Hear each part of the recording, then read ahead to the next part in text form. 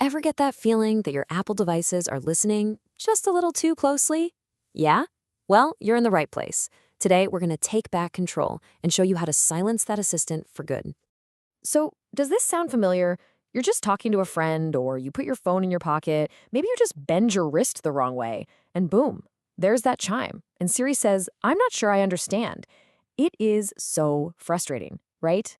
Well, trust me, you are definitely not alone in this. But the good news? There's a fix. And in this explainer, we're going to walk you through, step by step, how to disable Siri and, all its other sneaky features across your entire Apple ecosystem. All right, so let's start with the main culprit, shall we? We're talking about your iPhone and your iPad. This is where most of those accidental triggers happen, and luckily, the fix is actually pretty straightforward.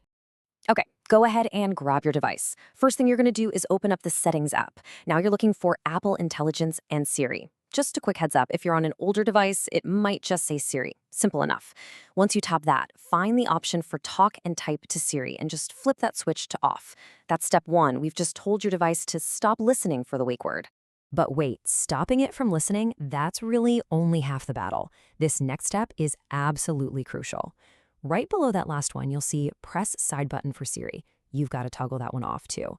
This is the one that stops Siri from popping up every single time you accidentally hold that side button for just a little too long. You know the feeling. Now, once you turn both of those off, Apple's going to give you this one last little warning. And what's really interesting here are the ripple effects for your other devices. See, by disabling Siri on your phone, your HomePod won't recognize your voice for personal requests anymore. It's a really key detail to know before you hit that confirm button. Okay, so the iPhone is sorted, but what about that other device that just loves to interrupt you? I'm talking about the Apple Watch. It can be just as annoying, sometimes even more so. So let's tackle that one next. For this one, you'll need to open the Watch app on your iPhone. Now scroll on down to the Siri settings. First things first, set Listen For to off. Then, and listen up, this is the big one, you're going to want to disable both Raise to Speak and Press Digital Crown. Seriously, that last one is a lifesaver for anyone who's ever just bent their wrist and accidentally launched Siri at the absolute worst moment. So, okay, we've silenced the voice on your phone, we've silenced it on your watch. We should be done, right? Well, not quite. See, because turning off the voice assistant is one thing, but Siri's influence, it runs a whole lot deeper than that. And this really gets to the heart of the matter.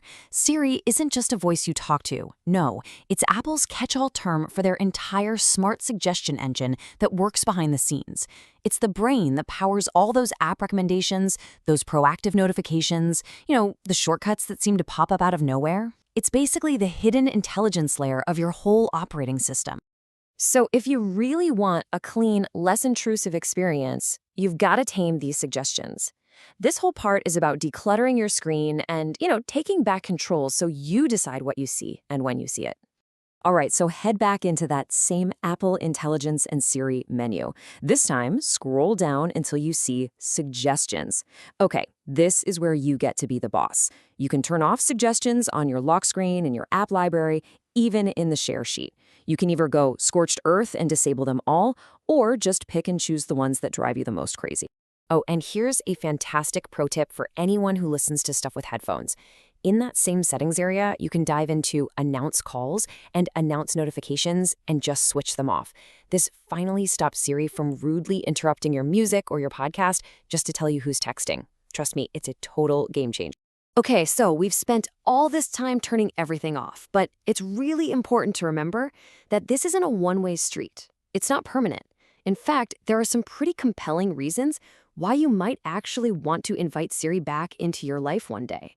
So let's kind of weigh the pros and cons here. On the one hand, yeah, you get way fewer interruptions and a much cleaner screen.